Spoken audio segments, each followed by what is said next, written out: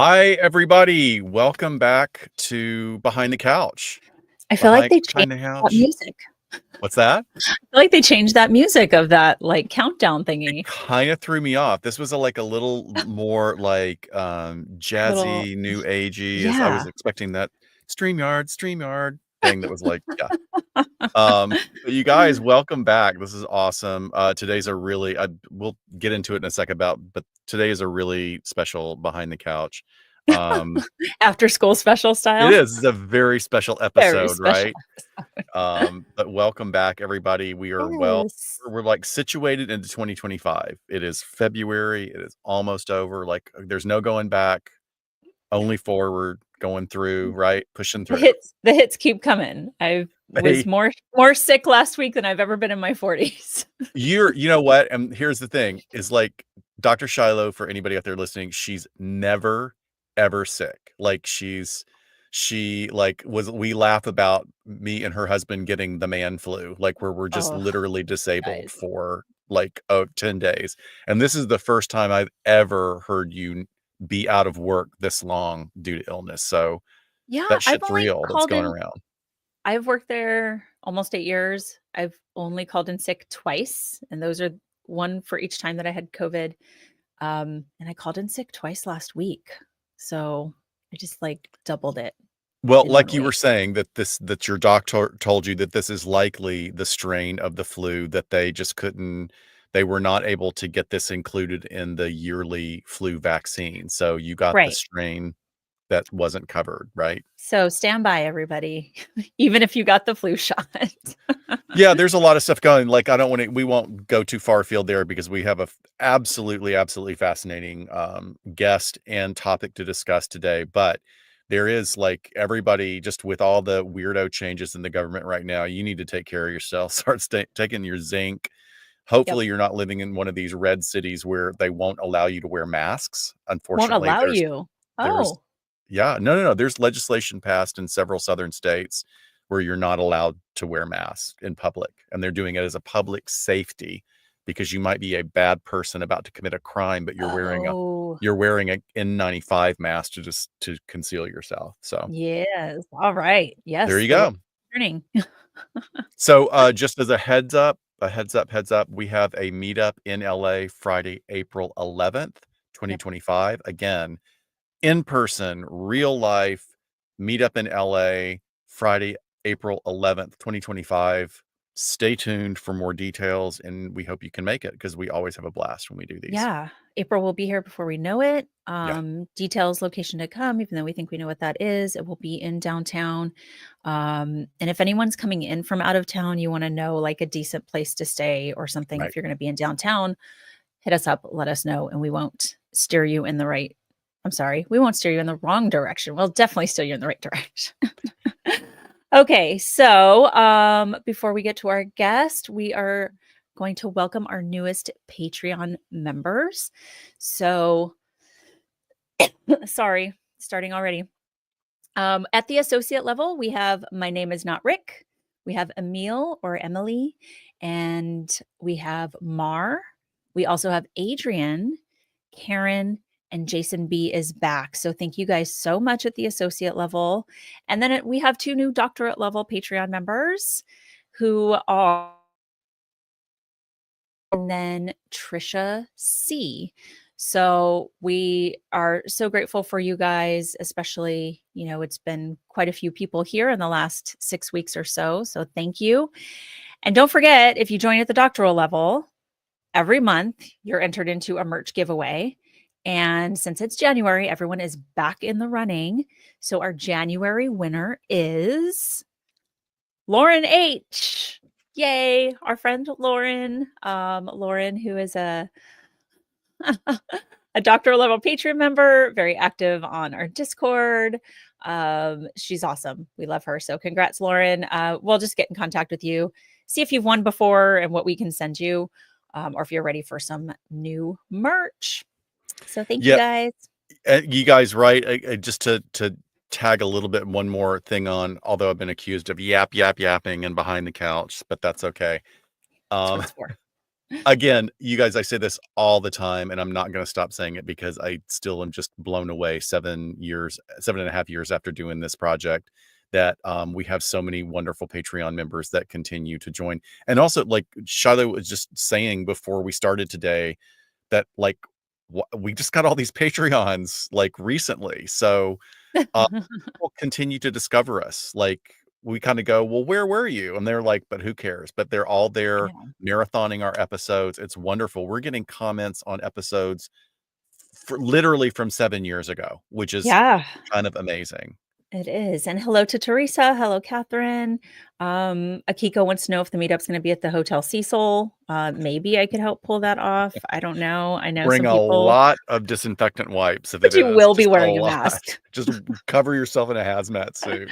No, we will not be there, I Yeah. promise.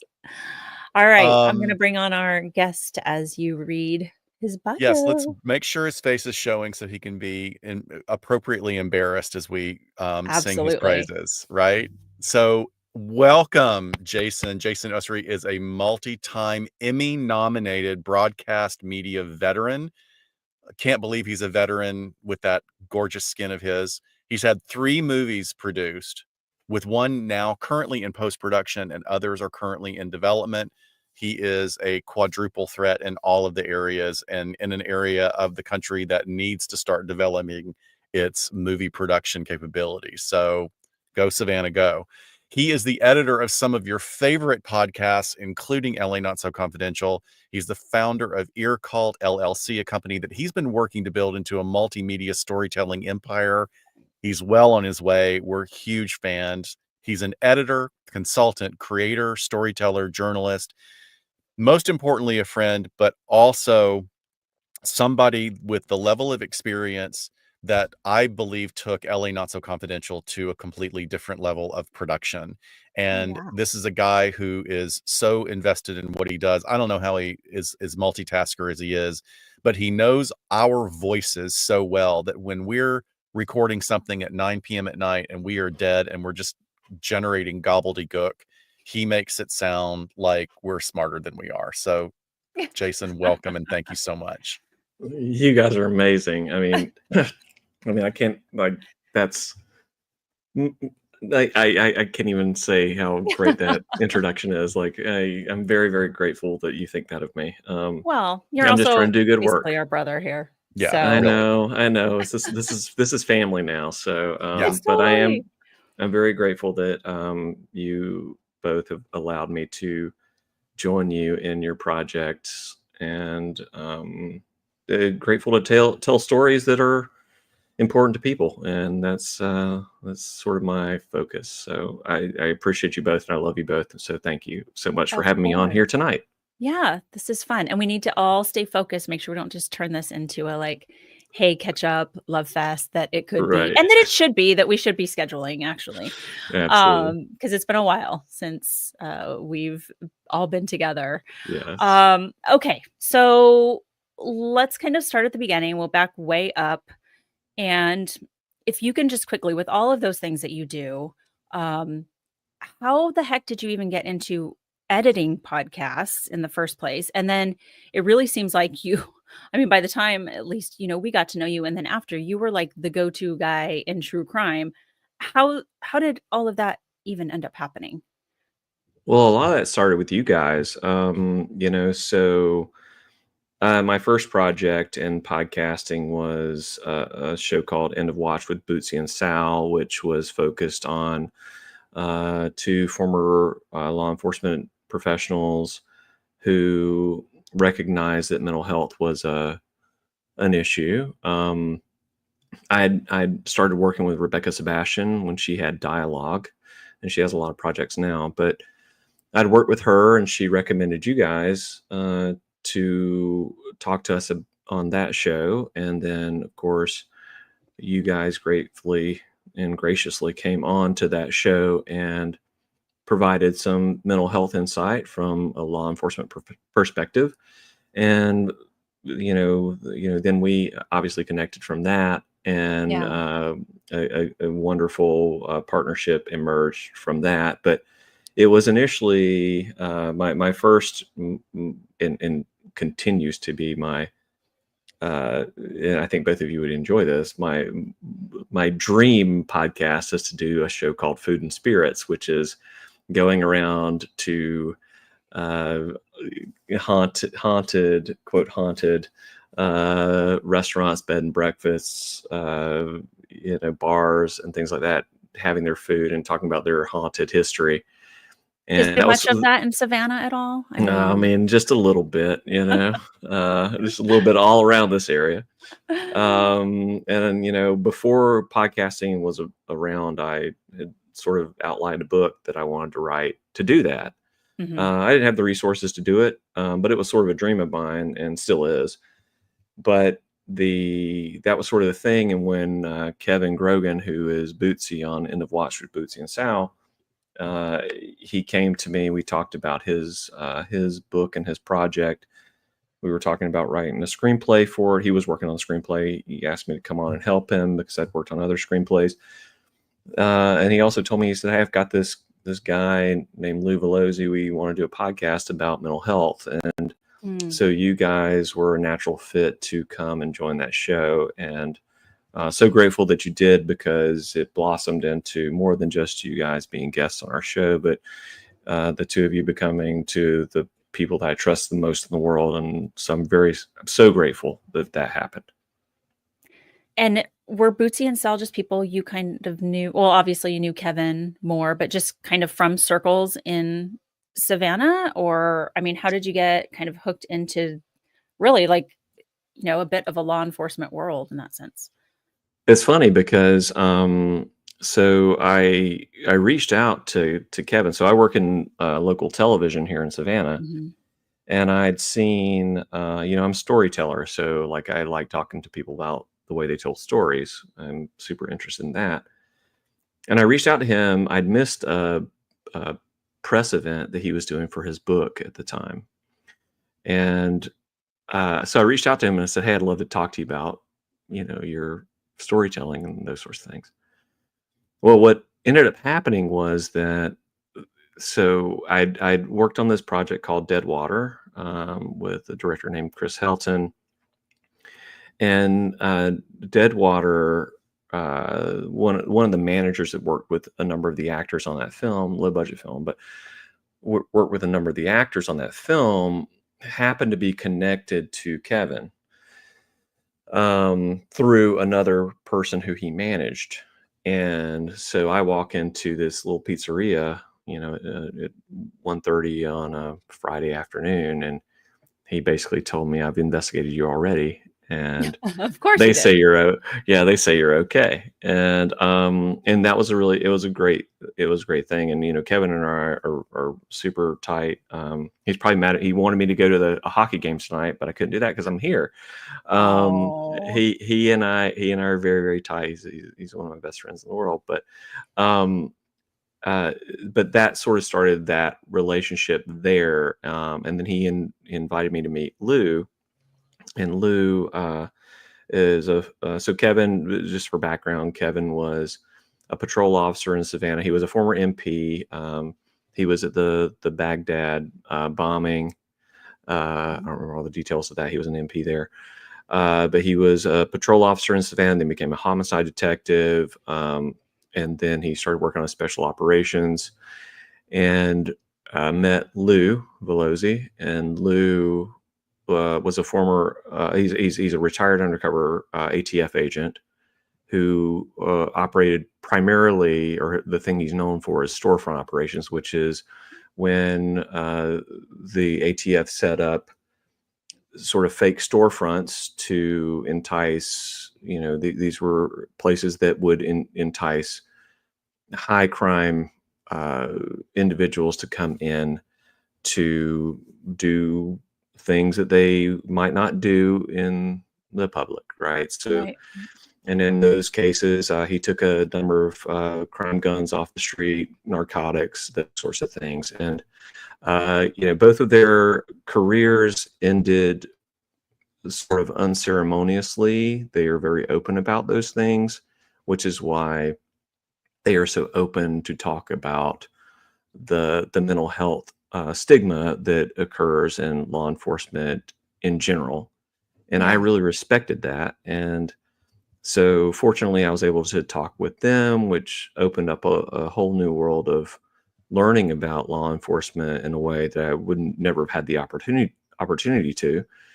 And in during that time, I had uh, reached out to Rebecca, and we had started working together some, and then she introduced me to you guys, and then to Tim and Lance from Crawl Space and Missing, and it just sort of worked out that like there's just an enormous amount of support and wonderful people in this network, with relationships that we built with each other. And it just worked out that I got some very fortunate opportunities from that. So that's how it kind of started. And then at some point I figured out I wanted to do stuff on my own. And it's just, I guess that's just the natural progression. Sounds like you really hooked in with, I mean, not only are you gifted as a foundation, but you hooked in with some really interesting people at the very beginning. We can't say enough good things about Rebecca or Bootsy Yeah. and Sal and their whole production. Those guys really did a great job. But you know, you had been already generating your own screenplays and working. I mean, you also work in media as well in the Savannah area, and you have been for years. But when did you know that that this was a path that you wanted to follow, aside from your day job, which was still in the industry-ish, right? And then give us the origin story of, your first, I believe your first big solo project, which was Santa May Be a Criminal. Yeah, I've always wanted to tell stories, and the cool thing is that I'd thought about that project for a while, um, just sort of as a joke, but you guys know that the two of you, and Rebecca and Michelle Kaz were on a text message with me the night that that seed was formed. So And it we was are the origin story, is what you're saying. you guys are the origin story. Like that's why you're mentioned in every episode that I release, and every other one I'll release as soon as I can get back to that part. But no, like the four of you really did inspire me to do it, because we talked about on a text thread one night. We were making jokes about things, and I said, this makes me want to start my Santa is a Criminal podcast. I call it Santa is a Criminal podcast. And over time it became Santa May Be a Criminal. And we talked through the things, and Michelle wrote charging documents up, and I talked to you guys about the psychology of things, and I love that project so much. And it was really interesting, because that project was something that evolved, because initially it was supposed to be Santa Claus as a suspect on Dateline in the South. And then after the second season, when initially when we talked, because I was very reticent about doing it, I said, I have to find actors to do this. And you guys were like, we'll do it, which was great, because it was during the pandemic, and you're like, we'll be voice. And so it started out very small. Please give us something to do. Yeah, right. And distract us. You're right. And we started out very, very small, and like I was not writing a whole lot of characters and things like that. And then people started like enjoying it, which was really nice.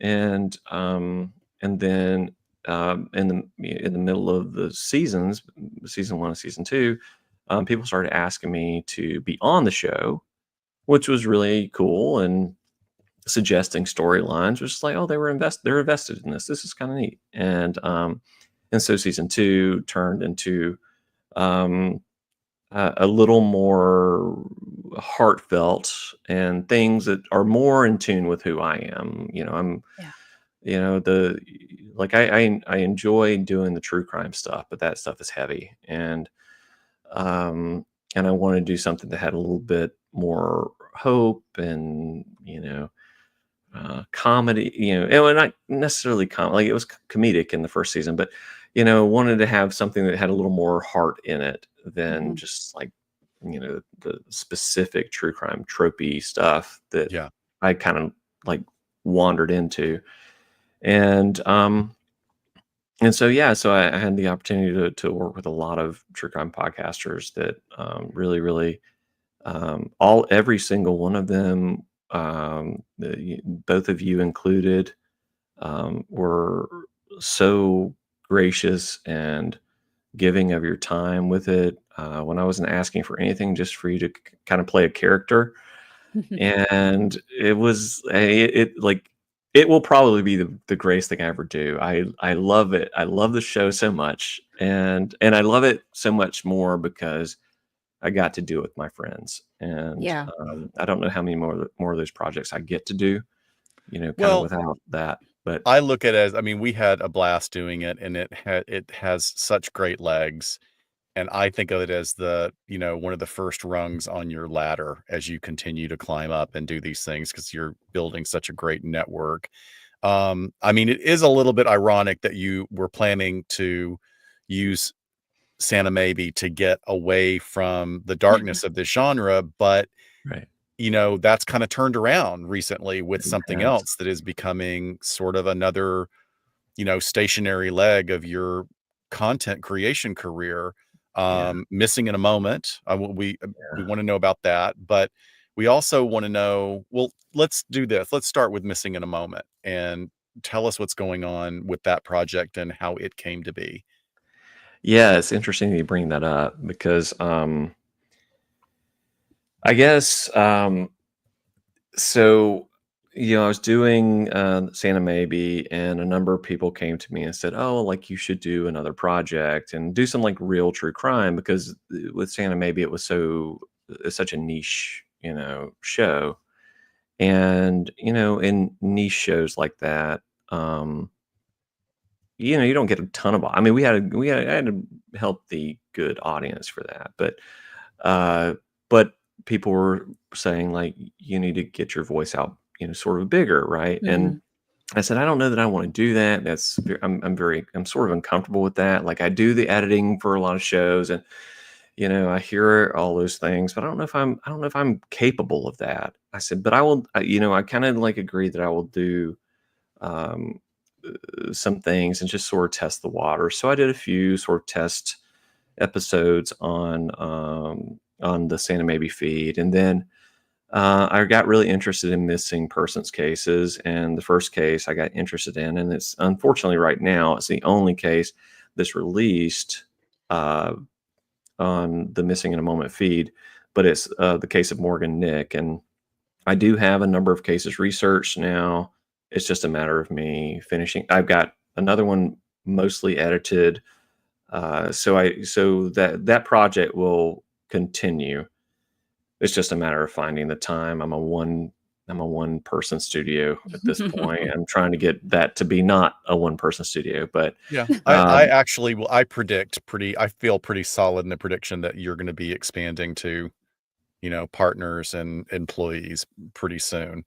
Yeah. And I think one of the reasons is because of the work, this unbelievable work that you're doing on this current case. And because I want to be aware of the time, and because I want to spend as much time as we can on this absolutely fascinating case that you've been putting into content. And mhm. how did you come to know about Temujin's case, and help your audience understand how you decided to tell this story? What pulled you in? And if you can, to give us an overview. I mean, I can send people to the Wikipedia page, but that only barely scratches the surface of this really miscarriage of justice. Yeah. So I first learned about Temujin's case uh, on podcasts. I started listening to podcasts. I heard it on a few, and it was a case that I could not believe. The sort of the overview is that Scott Macklem. I always try to mention his name. That's the thing that sort of gets missed in a lot of these wrongful conviction cases. Nobody remembers the victim's name. Mm. Scott Macklem. He was 20 years old. He was murdered in the St. Clair County Community College parking lot, SC4, on November 5th, 1986. The man that was arrested and then subsequently convicted for the crime was named Fred Freeman. Fred later changed his name to Temujin Kensu.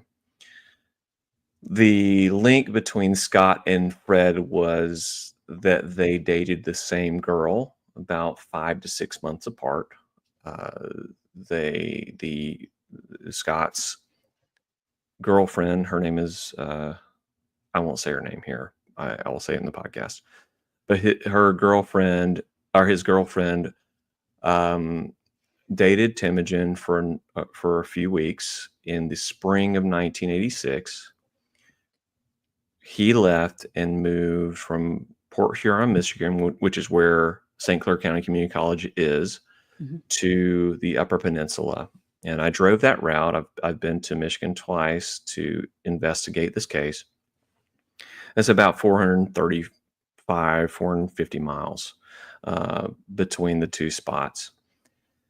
Temujin, or Fred at the time, was alibied up north, as it's talked about there, before, during, and after the crime, in a time span that is inconceivable, which is the name of my podcast plug, to have committed the crime. There are a number of speculations around this case. I've gone so deep into this. People say you go into a rabbit hole in these cases. I don't think it's a rabbit hole as much as I think it's a whirlpool, because when you vortex. It is, you go into it and you're sort of whipped around. You're searching one thing and then something else happens and you're whipped around to the other side.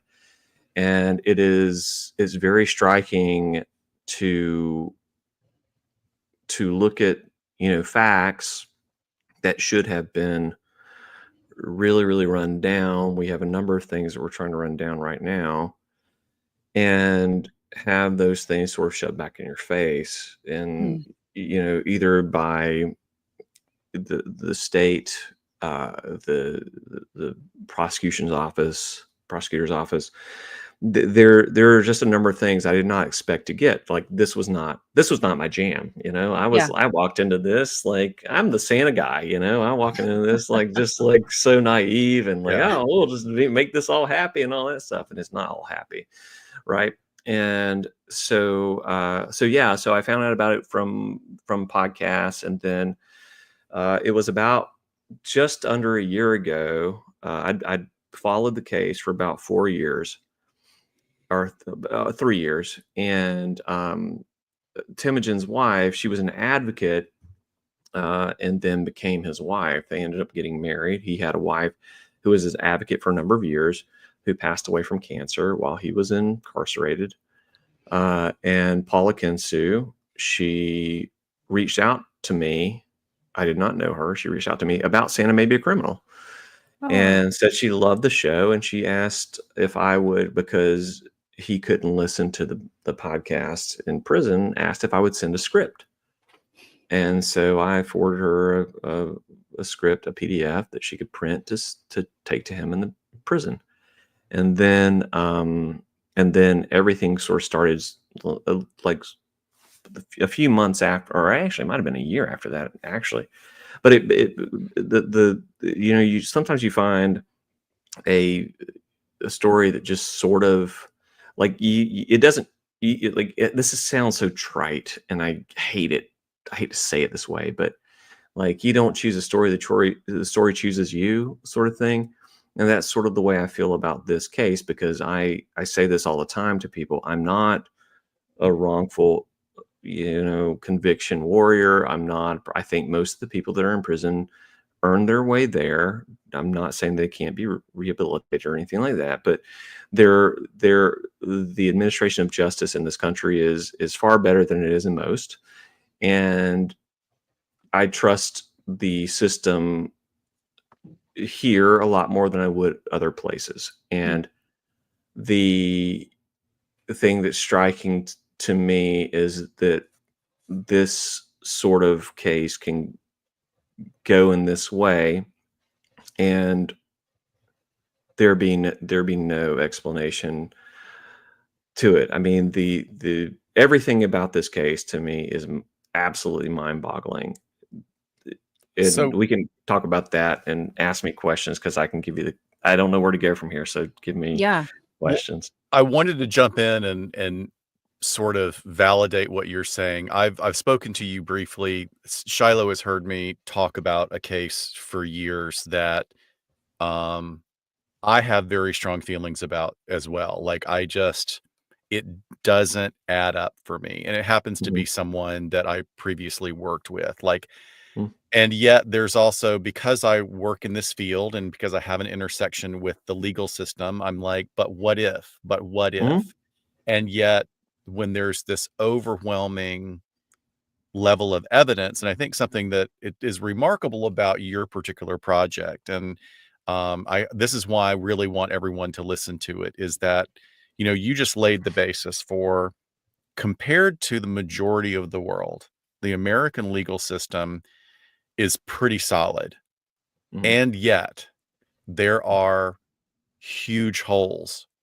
And mhm, most of those holes happen because of individual personalities or mhm, structures, whether it's, I'm not going to say crooked, but it's about, attorneys are there to do their job. Their job is a very narrow focus, mhm. which we don't conceive of it as very focused in some ways, but those of us that are on the outside, and I think that's one of the things that's kind of great about responsible content creation, Mhm. is someone like you that is really stepping back and looking at a huge, broad perspective, all the factors that maybe are not what some law enforcement agencies want to do. Some people want to, like, they want to wrap it up and be done with it and move on, right? Yes. Yeah, and I would say that. I mean, I think, just like anything that's managed by people, there are gonna be those holes, right? It's, you know, from my standpoint, like, I recognize what you said, that every individual working on this case, and I don't throw shade at anybody. That's a big part of my podcast. I could easily try to, like, demonize any number of people on both sides. Um, I'm going to tell the truth, and I've made it very clear to all the actors in the case, not actors in terms of, narrative, but, every person that's relevant in the case. I've made it clear that I'm going to tell the truth is what I see. And I'm going to be very honest, and I'm willing to be wrong about those things, but it's going to be from my perspective, and I'm going to be giving my story and working on this case. But the other part of that is, um, it may be a situation where we have people, you know, eh, dealing with these things, and things don't go right, but we do have to continue to look at the truth, and we do have to continue to follow these lanes down and look at everything. And what I have told a bunch of people, and I think I've told you guys this in our text messages, is that I'm walking into this like a toddler. Like, I'm just like asking every question, because Yeah. because I don't have those blinders on. I don't have the restrictions that, and I respect the restrictions are there for necessary reasons, and I get that. Like, but I don't have those because I am not a litigator. I am not an attorney. I'm not a law enforcement professional. Like, I just get to go ask whatever I want to ask, right? And a lot of times in doing that, I have gotten absolute brick walls in my face, and I've had to try to, like, hammer at them and those sorts of things. Sometimes I've gotten a hole in it, sometimes I haven't. But that's sort of like I think that's the important thing about you know, what I'm trying to do, and what so many content creators who have this very, very, righteous feeling about a specific case are trying to do, is they're just asking questions, because why not? Like, why haven't we seen this answer? Because the questions I ask, I know the case. The questions I'm asking are questions that have not been answered through the official documentation, so far as I've seen, and that's sort of our only avenue right now, is to try to follow that path. And I think that's so important that, there's no problem in asking questions. And not to get on a soapbox, I don't want to get a Scott take here, but He can the share his soapbox with someone. It's fine. Please yeah. join me. Knock me off. But the thing I think about the education system that I have a problem with is that we train children to answer questions. We do not teach them how to ask the questions. Mhm. And so that's a thing for me, is like, and that's something that I've really learned here, because that's not my discipline, but I'm learning that now. And it's really, really, it's amazing to see the things that you can kind of find, and the avenues you can open up if you actually follow that path. So this essentially, your formula is that this will be unfolding in realish time. Is that the aim to this? As So as when are much we as looking possible. at, yeah, when are we looking at as far as launch? Excuse me. And then how does that feel now that you're in it, now that you've jumped in? I Well, I very mean, invested, you know. I've got. It took me about 30 drafts to write the first episode, and I'm looking at approaching this in a way that's very different than any other podcast that's done it. I look at this as sort of it's sort of a it's sort of dark poetry in a way. It's sort of Shakespearean in a way. And so there will be, literary things I pepper throughout the uh, the series to reinforce what I'm going through, because part of it is my point of view Mhm. from doing the story. There will be, obviously, we will go through the trial, we will go through the evidence. I sent to you both the photo lineup, which is pretty prejudicial, and how my 7-year-old picked Temujin out of that lineup in 4 Right. seconds. Right. And that was just a very unscientific test, but it was a test, and just to see that was very, very interesting to me. And I appreciate you both agreeing to come on the show and talk about some of the psychological things, because that's the other thing I'm doing. I'm talking to you guys, I'm talking to legal experts, I'm talking to pilots, I'm talking to uh, other private investigators, I'm talking to advocates, I'm talking to a bunch of different people that surround this case. I'm trying to talk to the family of Scott Macklem. I want to know who he is. Mhm.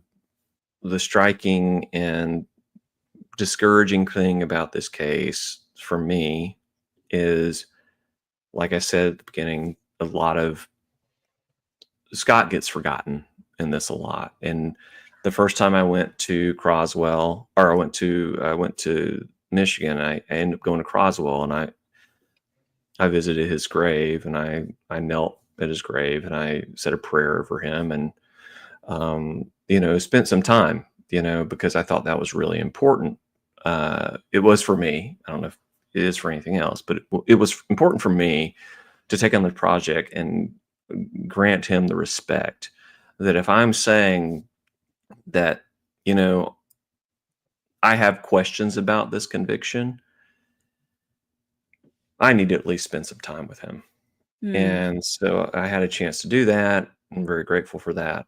And so, my hope in all of this is that we get my focus is the truth. And I have my own current, and those things will change as they do in any sort of investigation. I have my own current theories about what happened on that day. It is going to be very, very hard. It's been almost 40 years to prove any of those things. Yeah. There are things that are less hard to prove, and those things will be examined, very thoroughly. And I would also say too that, and I've said this, I have an FBI consultant who I work with on this case, and I have called her repeatedly, and you know she talks me off the ledge sometimes because, and I've told this to Temujin as well, I am trying to convict you. Yeah. I want, like, because from my standpoint, people would think I walked into this really biased to his innocence. And while people will say, well, then you're going to tell a very slanted podcast to his innocence, I now say, like, I walked into a blank slate at, day one, and that gave me a blank, and then I came, on a blank slate, and that gave me that opinion. Now I'm the guy that's trying to, like, beat up that opinion. Hmm. And so I'm really, really trying to approach this as like a real honest search for what happened that day. And that means, and I've told Temujin this also, that means some things are going to look ugly for you. You got to be okay with that. And he told me, I trust you, do everything, like say everything. Yeah. At this And point, I mean, we're talking 1985. That's Yeah. insane. it's unbelievable. It's inconceivable. And It's that I gotta inconceivable. get better at that. And that Yeah. brings up one of the questions in the audience right now from Tool Mhm. Girl. She's saying, with a case that old, are there issues with the availability of witnesses and the reliability of their memory, at least from your perspective and what you're doing now? Is that an issue? Yeah, so we have private investigators up north, and so the area that this case, uh, so the murder happened in Port Huron. Temujin's alibied in Rock and Escanaba, which is again about between 420 and 450 miles away, because they're about 28 miles away from each other, right? So Temujin alibied at 1:30 a.m. on November 5th. 2:30 a.m. He's alibied at 9 a.m. and he's alibied at 11:30 in that area, right? 9 a.m. is in Rock. Everything else is in Escanaba. So yes, their RPIs have looked into some of these alibi witnesses who were up there at the time. And yeah, of course, many of them are much older. They don't remember. We do have a bunch of alibi witnesses. So Temujin was, he was 23 at the time of the murder. And he hung out with a lot of younger people. So many of those younger people stand by their alibis to this day. Those that we have access to and who are alive. But and all of them do. Like none of them have changed their stories at all. But yeah, many of the people that we hoped that we could bring on are deceased, and though that is a really big challenge. Other things that are big challenges are, the availability of evidence. So there's very little evidence at the crime scene. So Scott was shot with a shotgun. He was shot in his lower left side. The shell went through his body. It was close enough that there was wadding in his left lower side. It was, but it was far enough that the pellets did not exit his body. They ended up under his right armpit. Those were removed in the autopsy. So one of the prevailing theories at the time was this could have been done through a car. Well, I don't know that that's possible, because I think you would have to shoot through the door frame in that situation. So what I believe happened is that Scott knew his killer. Scott also parked in a separate parking lot that he normally parked in, that he was ticketed in before, which was, so there were two different parking lots at the time that students parked in one, faculty typically parked in another. He parked in a separate parking lot that he normally parked in on that day. So my belief, not to get to the end of my story, because it could change. I think you might find out in 20 episodes, like I completely believe it was aliens or something crazy. But But my belief is that he knew his killer and he expected the meeting to take place, and that this was a hit, because if the round was fired from low, I think it was hidden. It was raised up to remain concealed, was fired, and Scott died there on that cold Michigan parking lot. And the other things too, in the at the scene, his books were placed on his car hood, his duffel bag, his gym bag was placed, and his shoes were placed on his bag there next to his car, and his key was in the door. So I do believe that there was some sort of meeting that was set to take place that morning, and he knew his killer. And the other thing too, quickly I'll say, is there was an ammunition box that was found nearby. It was found by a student whom I've chatted with as well.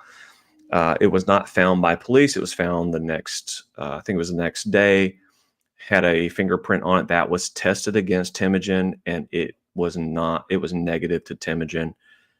I've been repeatedly asking for that to be retested. It was tested in APHIS in 2008. I'm repeatedly asking to get any sort of reports so we can get on that as well. That's the only evidence that we have that seems to align with the crime from that day. The other things are eyewitness, and no one saw the crime take place, by the way. People saw cars move away from the scene. The photo lineup I referenced, there was a car that was moving away from the area that the crime took place, with a white male with facial hair who was wearing a ski mask that was pulled to his forehead. And I don't know if you've been to Michigan, but that's what a lot of people look like. The other thing that really, in terms of the other two things that really impacted the jury when they were polled, was there was a jailhouse informant named Philip Joplin. Philip Joplin and a man named Booker Brown were placed in a holding cell with Temujin for a brief period of time before being transported to different facilities. Philip Joplin said that Temujin/Fred said that he killed Scott, and it would never be proven. Booker Brown also testified that he never said that. He only proclaimed his innocence. The jury believed Philip Joplin.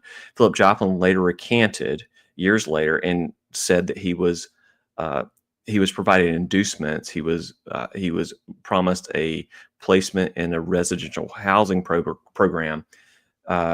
So that's why Philip Joplin says he did that. He's deceased now. Well, I'm sorry to interrupt you. I just want to jump in here, right? No. Because this, to me, talk about inconceivable. The idea, first of all, as Tool Girl in the comments is talking about, jailhouse informants, rarely reliable, right? Mhm. But here we have even more of a rarefied, it's not somebody that he was a cellie with for 3 years. This is Correct. Right. like a 2 short, hours. abbreviated chunk of time in a holding cell with a complete stranger. Yep. And somebody is going to turn, just the reality. I mean, it's just so inconceivable that someone would go, I got an airtight alibi. Yeah, I killed him. I got an airtight alibi. This is all going to go my Mhm. way. That just doesn't happen. It just It- does not happen. As y- well as, like, I'm still trying to wrap my mind around how he chartered, on his relatively, let's go small into that. income at the time. He chartered an aircraft Well, to so, fly from where he had a visual alibi to kill the person, then fly back. I mean, it's y- that. yeah, can I go into that real fast? So I would Sure. love you to, because it blows my mind, and it it's makes your title even more apt. it is absolutely inconceivable. When, and again, I drove this route. It took me, in a 2014 Kia on 2024 Kia, 2024 roads. Perfect conditions. It was October. It wasn't, November 5th when it was cold and all that stuff. about 9 hours to get. Now I stopped. I stopped and Yeah. went to the bathroom and stuff. Which you would think that's a long time. You might need to stop to go to the bathroom if you're in daylight. Also, by the way, and so when the prosecution could not make it make sense based on their unimpeachable alibi witnesses that the crime could have taken place by taking a car from Rock or Escanaba to Port Huron to kill Scott. What Robert Cleland, who, by the way, the day before Scott was killed, lost the attorney general race in the state of Michigan. And I will say this, although I may edit it out in the episode. Scott was allegedly seen at his campaign party the night before at St. Clair Inn. I went there and stayed there in January. Mm-hmm. And I asked about this with staff. Of course, nobody knows now, but I was able to verify that Robert Cleland did have his campaign party at the St. Clair Inn on November 4th, 1986. So anyhow, Scott's father, Gary Macklem, was a mayor. Again, I might have to edit all this out. I don't know yet. No problem. I'm not going to let you guys get hung up on this. I'll get hung up on it because I'm going to say it, but I don't want you guys. We're fine. We're fine. Okay. But Gary Macklem was the mayor and former police chief of Croswell, which is where Scott is buried, and allegedly and reportedly, repeatedly, was a supporter of Robert Cleland. Okay. So that would make some kind of sense if Scott might have been there. I don't know that. I'm not clear on substantiating that yet. But so Robert Cleland, when he could not determine that or could not prove that Scott took a car from, or I mean, that Temujin took a car from the UP to kill Scott, said, well, he could have chartered a plane. Well, again, as Scott alluded, he was on welfare. He was ruled indigent. That's why he was given his counsel in the trial. Mm-hmm. Right. So what they said was that it could have been possible that he chartered a plane from Escanaba, flown down to Port Huron, and landed in a field. So if you believe that, that means you would have to believe that there was a car there waiting for him. And then you would also have to believe that maybe the person who gave him the car knew where Scott was going to be at the time he's going to be there, and that Scott was going to be in a different place than he typically was. Right. So you have at the very least, you would have the pilot would have to be a conspirator on this, more than likely, unless Temujin held a gun to his head and said, take me down there. And you also have to have flight plans no matter what. You can't. And there are no, and exactly, and there are no records of any flight plans or anything like that.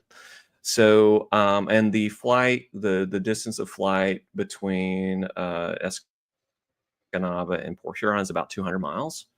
And so I did the math on this. I can't remember off the top of my head, but it makes the first part of the flight is what everybody talks about, but the back half of the flight is the thing I'm very interested in, because there's very little chance that even if all of that was true, that he could have killed Scott at 8:55 a.m., which is when what people describe as a firecracker or a car backfiring goes off, gotten into a car, driven, and I've been there.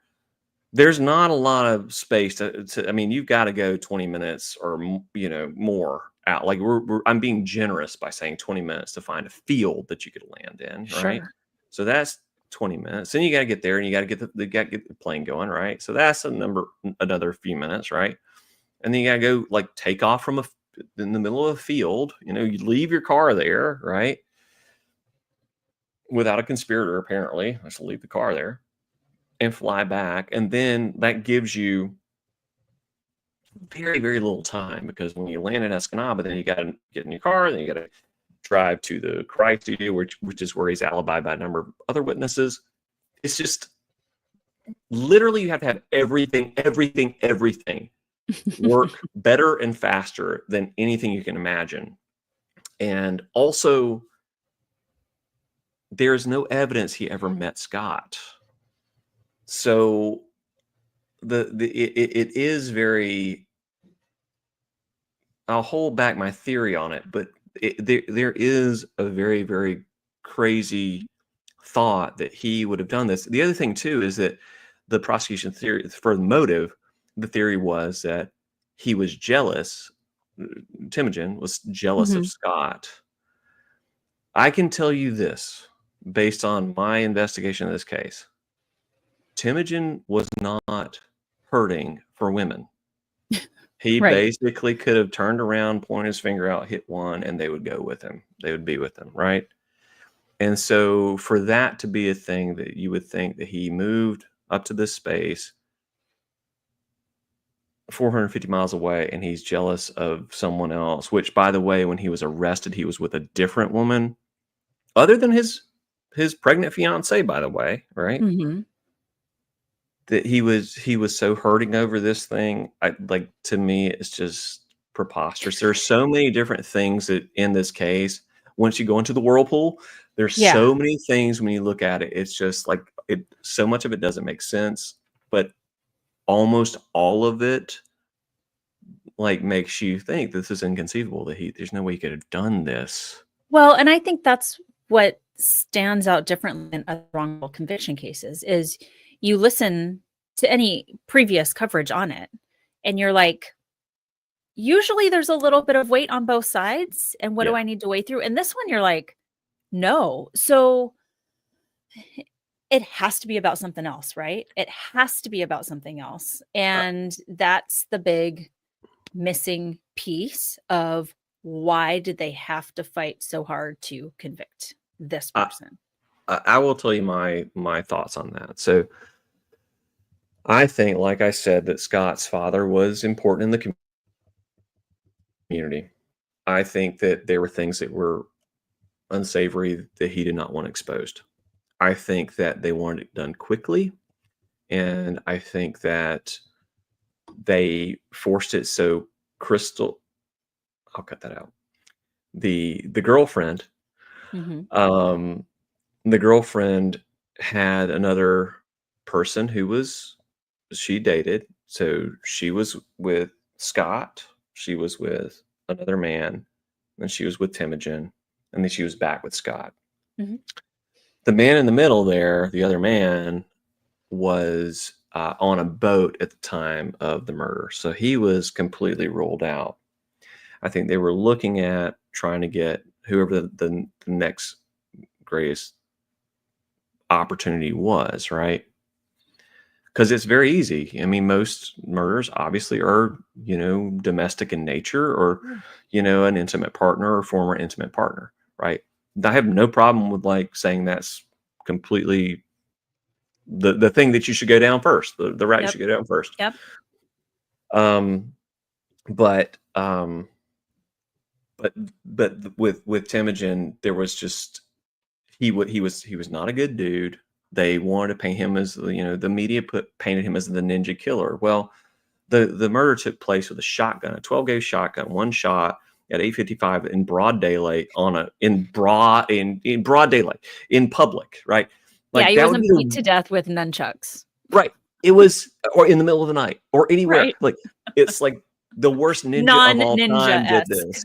Yeah, it's completely non-ninja, right? But it was a good narrative for the public. And that's one of the things that's very interesting in this case. And, me working in media, I'm very interested in that angle too. It's the spin, the story. Yeah, the spin in the story is very, very important. So, I mean, you have those things. You have there are so many things when you start to really, really go into it and read the transcripts and the supplemental reports. Temujin passed a number of polygraphs, and of course polygraphs are inadmissible. But what I've been told by law enforcement professionals is that, if you pass a polygraph, we really kind of just like say, all right, well, you become lower on the, the level of what we consider worth Sure. following. And he passed too, but he agreed in his first interview, which was on November 13th, 1986. He was officially arrested and booked on November 14th, 1986, which was my 6th birthday. But on November 14th, when he was initially interviewed, he said, I'll take a polygraph, I'll do whatever.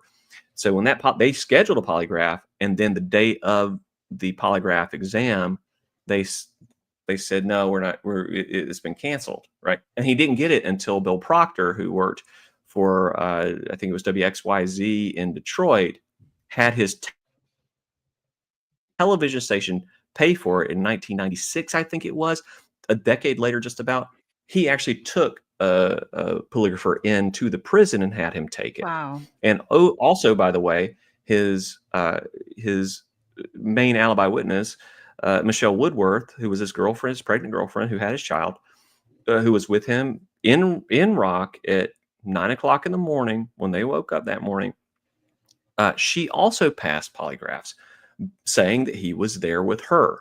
So there are a number of these things that when you start, you don't get a lot of this stuff from the sort of the baseline coverage of it. Right. But like when you Right. go into it, it's like there's so many different things that are just completely inconceivable. And Well, I'm so excited to have your voice and your storytelling lead this, and that, when you said that this is also gonna be kind of about my journey jumping into this, I think that's gonna make it really different than a lot of other wrongful conviction cases, not to mention just his and the coverage it's had. What other themes, as we wrap up here, do you think are gonna be really important to explore in this podcast above and beyond the wrongful conviction piece? Because, Scott and I have gotten a little flavor of it in just the questions that, you're going to want us to answer. But some of those cultural, some of those societal, some of those yeah. biased things, what are some other things that you think are important? Well, I'm super interested in this case in particular, from a micro level. He changed his name, and I'm interested in the separation of identity.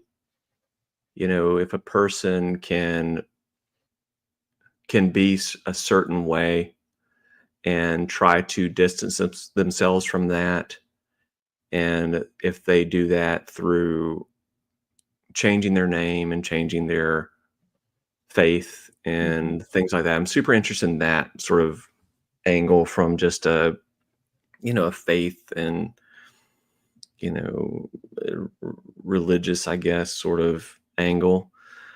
I think that's really important, specifically in this case. From a broader sense, I think that I'm really interested in the interplay of the justice system, and particularly in the way that, because I've looked at a few cases now, and there are things that I see, and of course, every prosecution is different, but I don't want to call them games, but I see gamesmanship in it in a lot of Reindeer situations. games. Yeah, yeah, yes, exactly. Um, I see some of that that's very interesting to me, and then also the way that that jurors are handled and the way the government handles things after the fact. It to me it's very, very difficult to understand how, you know, uh, I think it's pretty clear that at the very least, he's won a couple habeas petitions. Mhm. One of them said his conviction should have been overturned and he should be granted a new trial. And I don't think that a trial today, I don't think there's a jury that would convict him. Sure. I'd be shocked if that was the case. So I'm interested in that. Yeah. Here's the thing. I'll say it like this. Like I find it very, very hard to believe that there is not a statute of limitations on murder, but there is a statute of limitations on justice. Mm, That infuriates me. Whew, mm. that's a kick. Wow. Yeah. Yeah. Yeah. And the other thing too, just really quickly to go back to Scott, because I really do try to make sure that things are about the victim as much as I can. In this case, it's really difficult because I have not a lot about him. I FOIA'd his school records, which got denied. A lot of things I've tried to do to get to know him. You know, I believe that Temujin Kensu is innocent fully. Now, something may come up and I might change my mind. I don't know. I'm working on this in real time. Sure. Sure. But what I would say is this. If what I believe right now is true, which I strongly believe it is, that means that whoever shot Scott Macklem got away. And what I say in the podcast, and I will repeat it in every episode, is this is 2 life sentences and 1 search for the truth. And that means that you have 2 people who have been administered life sentences. One of them is in a cold cemetery in Croswell, Michigan, and I went there and I saw him and I sat with him. And that's why that's how it's real for me. And this is why it means a lot to me. It's real for me because, I sat there and talked to him, to his spirit. Yeah. And then I went to Macomb County Correctional, and I sat and I talked with Temujin Kensu. And I asked him, and you'll have to wait for the podcast, but I asked him initially, the first question I asked him was, who is Fred Freeman? And the last question I asked him was, who is Temujin Kensu? And the responses I got specifically on who is Temujin Kensu were one of the most moving things I've ever heard in my life. And it's why I'm so passionate about this, because I do fully believe that the wrong person is in prison for this crime. And I do believe he has changed. I do believe he has a lot to give. And I say to people, he's done a lot for prisoners in the MDOC. And so just imagine what he could do if he was not in a cage. Right. I do fully believe that. And I hope I do the story justice. And I hope that people will look into the case on their own account and learn about it. I don't want to change anybody's minds. I want people to have the agency to educate themselves and look at the facts and do it on their own. And if there's anything I could say about any other podcasters who want to do this, first of all, don't. But seriously, just be very vigilant about the way you approach things and don't allow your bias in, because initially I've written my opening episode 20 times and the first 10 of them were so biased, right? And I had to check my own bias about it.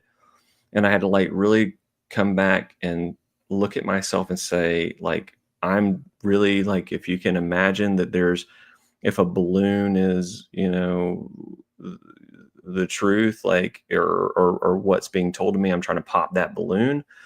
And if I can't pop the balloon, then that's the truth, right? So my hope is that everybody who has this, righteous anger or righteous love, probably is a better term, righteous love about a case where they really believe it's true, to look into it until you're really, really sure, and then go after it. And then, everybody's voice is very, very important, and it might save a life, or it might give a family some peace. And that's all I'm hoping to do. Awesome. Yeah. Thank you so much, Jason. So we have some rapid fire questions for you. Just 4 of them. Yes, very quick. I didn't think we were going to do those things. Yep. Oh yeah. Okay. You're not getting out of it. No. We want to snap you out of the inconceivable and into the conceivable. Although this one is a little bit compelling. If you had to choose a last meal, what would it be? Last meal? Gosh. It would be chicken wings, crispy fries, ranch dressing, ribeye steak, and mashed potatoes, probably. Oh my gosh, God, you're such a dude. you are such a dude. Okay, But okay. good answer, and it sounds tasty. What is your favorite movie that takes place in Los Angeles? Favorite movie that takes place in Los Angeles. So I would almost say LA Confidential, but I know Scott hates that movie. No, I I'm the love one it. that hates Shiloh it. hates it. Oh no, sorry. Okay, my bad. Got it switched around. That's okay. I do like LA Confidential. Heat set? Oh yeah. Oh, Oh yeah. yeah. I love Heat. Heat's So probably good. the one. And also, what's the one with Tom Cruise and Jamie Foxx in it? Oh Michael Mann did. yeah. I forget what that's called. Yeah. Okay. We'll go Yeah. Heat. We'll take Go with Heat. Oh, yeah. We'll take Okay. Heat. What's your favorite thing to do with your kids? Play. I mean, Aw. I just love playing with my I boys. look up, folks, anybody that's listening to this from now or for in the future, I'm opening up a huge Pandora's box with this question because Jason is like the most awesome dad ever. Oh Just yeah. absolutely adores his children and gives such wonderful parental quality time. So now he can't even answer it. Now he's going to get maudlin because he I loves his know. kids I'm, so I'm, much. I'm, So I'm like getting sad right now. I know. So Shiloh, you got to Okay. shake it up with the last question. Last question. And I've never said this before, but there is a right or wrong answer to this one. Okay. Oh no. But I have more faith. I wouldn't have had any more faith in anyone else. So no pressure. What's your favorite West Coast 90s hip hop song? You know. You know. You have to say it. You have to say it for everybody. Regulate. Regulate. Thank you. You pass. Okay, good. Love So you, how Jason. can people? I love you guys. Thank you You. so much for letting me do this. I appreciate you Oh both. And no, I thank appreciate you for your guys time late agreeing on a to Saturday. and come and you're gonna come on the show and you're gonna give everybody that's listening now, like come on and listen because they're gonna give their awesome expertise on things that I can't talk about because I'm not smart enough. Well, how can people find you on social media, and do you have a launch date yet? So I'm planning to launch. I had to fix my printer today. I'm recording tomorrow. I'm going to be editing the next couple of days. My plan is to launch this coming week, which would be the week of the 24th, yeah, February 24th, 2025. That's the launch date, and then my plan, I hope, in as much as I can get things done, will be every couple of weeks that I'll release episodes. I have a number. I mean, I've got 30 episodes outlined, but those will condense as we sort of compile things. They're just sort of thematic. But yeah, Inconceivable, the Story of Temujin Kensu podcast group on Facebook is there. Okay. We have about almost 600 members now, and would love to have. Yeah, we'd love to have anybody else that is willing to join and talk about this this case. And we really do just want to talk about that. And then I've got another case out of Michigan that's been pushed to me that I'm looking into that will be season 2 of the case. And it's another person that, so far as I can tell, I believe he is also an innocent person. So, well, we will definitely be keeping our audience up to date on your drop dates and guiding them towards a Facebook group. If there ends up being another social media outlet for it, let us know. We will keep everybody up. And of course, when you drop, we're gonna tell everybody to go and push that subscribe button immediately. Yeah, the trailer's out, you guys, so you can go follow it right now. Yeah, the trailer's there, and I appreciate not just the both of you, but all your listeners, and also for all your listeners who have gotten to hear me edit the show the last several years, and I appreciate you both letting me be a part of the family. Like I have so much respect and love for you both, and you've been better than colleagues in your venture. You've been friends, and so I just appreciate you both, and I really appreciate you letting me come on and talk about this because it's something I'm very passionate about. And let's try to get a guy out of prison who doesn't deserve to be there. That's Yeah, my absolutely. position at this moment. So Okay. All right. We will stay tuned to see how it goes. So thank you, Jason. Thanks everyone for whoever was here tonight live and going to see this in the future. Thanks so much for tuning in. We'll see you next time on LA Not so. Confidential. Bye, everyone. Bye, folks. Stick around, Jason. Hang on. I'm going to end the stream.